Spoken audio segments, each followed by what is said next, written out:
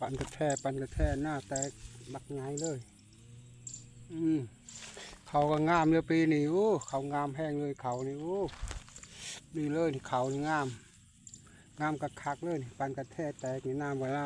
จะเลยน้ำนี่โอ้น้ำมาเต็มเลยน้ำปั่นน้ำสูงขึ้นท่านไปใส่ปุ๋ยพอเธอได้นี่ใส่ปุ๋ยเธอเดียวก็พ่อแล้วนี่